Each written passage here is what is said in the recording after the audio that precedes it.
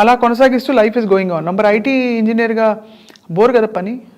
అంటే రోజు చేసేదే చేయాలంటే బోరే. బికాజ్ మీరేంటి డెవలపింగ్లో ఉన్నారా, టెస్టింగ్? డెవలపింగ్లో లేదు, అంటే application maintenance to whole thing. But you studied all of that ఇక్కడ, అక్కడ చదివారా? ఇక్కడ ఎంసీఏ చేశాను. అంటే ఇంజనీరింగ్ డిస్కంటిన్యూ చేసి బికాజ్ అటెండెన్స్ ఇవ్వలే. సో దెన్ ఇగ్నోలో బీసీఏ చేసా, తర్వాత ఎంసీఏ చేసా. నా ఎంసీఏ కూడా 2006లోనే అయింది. నా పెళ్ళి ముందు జస్ట్ 2-3 వీక్స్ ముందే నా ఫైనల్ ఎగ్జామ్ అయింది ఎంసీఏ కూడా. బట్ ఎంసీఏతో మంచి అయితే ప్లేస్మెంట్ అయితే వచ్చింది. అంటే ఇట్ టుక్ టైం, ఎందుకంటే గ్యాప్ తీసేసుకున్నాను. వెంటనే జాబ్లో జాయిన్ అయిపోతే బెటర్, కాకపోతే నేను కొంచెం గ్యాప్ తీసుకుని 2 కిడ్స్ పుట్టిన తర్వాత జాయిన్ అయ్యాను. సో వాళ్ళు అడుగుంటారు, what were you doing before? I was an actress, I use to have so many fans అని చెప్పారా ఇంటర్వ్యూలో?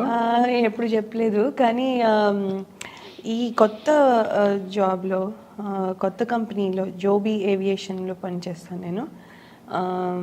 అక్కడ వాళ్ళు ఇంట్రెస్టింగ్ ఫ్యాక్ట్స్ అబౌట్ యూ చెప్పండి అని ఒకటి ఇస్తే, అప్పుడు I'm award winning actress in India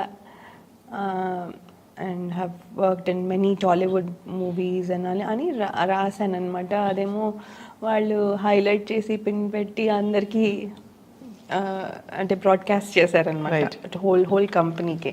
so అందరూ వాళ్ళెవరో హాఫ్ కాదు అసలు, వాళ్ళెవరో మన టీం మెంబర్స్ తప్ప నాకు మిగతా వాళ్ళు ఎవరు తెలియదు కదా. వాళ్ళందరూ కూడా జనరల్గా అందరూ వచ్చి, oh congratulations, now you're working with an actress, we have an actress in our company అనుకుంటూ వాళ్ళు they send messages and all. So బాగుంటుంది, they are all cool. Yeah no, it's a tough thing because నేను always అంటే ఎంత లేదన్నా కూడా అంత energy ఉన్నప్పుడు మనం బేసిక్గా ఒక ప్యాటర్న్ ఆఫ్ లైఫ్ మనకి చేయాలి కాబట్టి కొన్ని అంటే మనం ఇష్టపడి ఒప్పించుకుని చేసుకుంటాం, పెళ్లి చేసుకోవాలి, పిల్లల్ని కనాలి. But actually if you look at the other side, award winning actress, ఇంకా ఎంత పొటెన్షియల్ మిగిలిపోయిందో. అవునవును, ఈ ఇయర్స్ని నేను ఇక్కడ పెట్టాను, ఇక్కడ తక్కువని కాదు, but I'm saying just a matter of choice and priority. ఆ క్వశ్చన్ ప్రతి వాళ్ళకే వస్తుంది, మీ ప్లేస్లో ఉన్న వాళ్ళకి. నేను మీ ప్లేస్లో ఉన్న అలాగే వచ్చేది. సో ఎప్పుడైనా ఆలోచిస్తుంటారా డీప్గా అది? అంటే ఎక్కువ ఆలోచించలేదు, అంటే అప్పుడప్పుడు వస్తుంది. అంటే మనం ఉండుంటే ఫిల్మ్ ఫీల్డ్లో ఉండుంటే ఆ సినిమా చేసి ఉండేవాళ్ళమేమో. సినిమాలో మిస్ అవ్వమని కాదు, sorry I cut your flow, చెప్పండి. నో అది మిస్ అవుతామని కాదు, అంటే ఉంటే చాయిస్లో నేను కూడా ఉంటానేమో ఈ క్యారెక్టర్కి అని అనిపించేది. అలా ఉండుంటే ఈ సినిమాకి ఆఫర్ వచ్చి ఉంటే నేను చేసి ఉండదేమో, అంటే ఆ ఛాన్సెస్ ఉన్నాయి కదా, నేను లేకపోతే ఛాన్సెస్ లేవు. సో అలా అనిపించేది అంతే.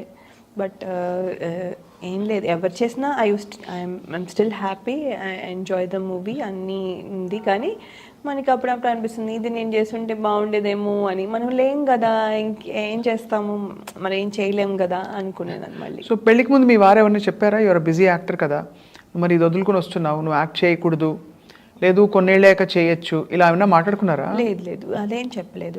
యాక్చువల్లీ మానేమని అయితే ఏమి చెప్పలేదు ఎప్పుడు, ఇది చేయకూడదు అదేం చేయొచ్చు అని. We will discuss as it comes, అంతే ఎవ్రీ టైమ్. ఈవెన్ నౌ, ఇప్పుడు రేపు ఫ్యూచర్లో ఏమైపోతుందో ఎవరు చెప్పలేరు, నాకు కూడా తెలీదు. సో ఏమవుతుందంటే ఒక ఆపర్చునిటీ వచ్చేదాన్ని బట్టి దానికి లాజిస్టిక్స్గా ఏమున్నాయి, మా సిచ్యువేషన్స్ అప్పుడు ఎలా ఉన్నాయి, మా రెస్పాన్సిబిలిటీస్ ఏంటి. ఇప్పుడు మా అమ్మాయి 10th వెళ్ళి high school, she's in high school now. So ఏంటి ప్రయారిటీస్ ఏంటి అలా క్యాలిక్యులేట్ చేసుకుని చేయగలను. కానీ ముందే ఒక క్యాలిక్యులేటెడ్గా ఒక ప్లానింగ్ పెట్టుకుని, పలానా టైం నుంచి ఈ టైం వరకు ఓకే, ఈ టైం నుంచి ఈ టైం వరకు నాట్ ఓకే అని చెప్పే, ఇది ర్యాండమ్గా మారిపోతుంది. So that's all it is. అందుకని అలా ఏం అనుకోలేదు, ఇది చేయకూడదు చెయ్యాలి అలా ఏం అనుకోలేదు. బట్ ఏమైపోయిందంటే హీరోయిన్గా చేయలేం కదా, చెయ్యొచ్చు కానీ చెయ్యొచ్చు అది నా feeling. But I don't know directors వాళ్ళందరూ అలాగే ఫీల్ అవుతారో లేదో తెలియదు మనకి. సో ఏదైనా కానీ ఆర్టిస్ట్కి you are now ready to act. Well I want to మంచి రోల్ వస్తే డెఫినెట్లీ చేయాలందా? మంచి రోల్ వస్తే చేస్తాను. అంటే I will still stay in the US. వచ్చినప్పుడు Projects చేసి వెళ్దాం. అది దాన్ని బట్టి మల్టిపుల్ ప్రాజెక్ట్స్ ఉంటే ఒకవేళ and how do I divide my time అలాంటివన్నీ యాజ్ ఇట్ కమ్స్. కాజోల్ మొన్న దాకా ఇప్పుడు కూడా యాక్ట్ చేస్తున్నారు. అవును, గ్రోన్ అప్ కిడ్స్ తోటి అండ్ ఆల్ ప్రామినెంట్ రోల్స్. మరి లయ ఎందుకు చేయకూడదు? అవునవును, నేను కూడా చేయొచ్చండి.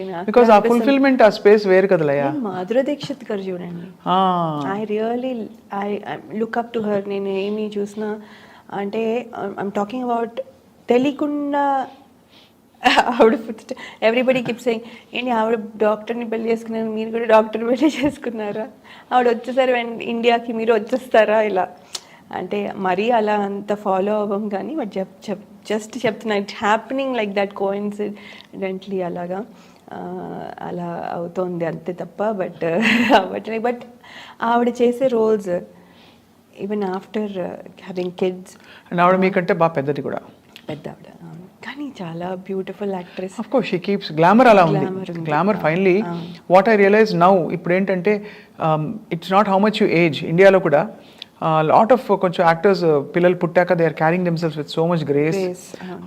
ఇంకా రాను ఇంకా అందంగా తయారవుతున్నారు. చాలా మంది చూస్తున్నాం మనం.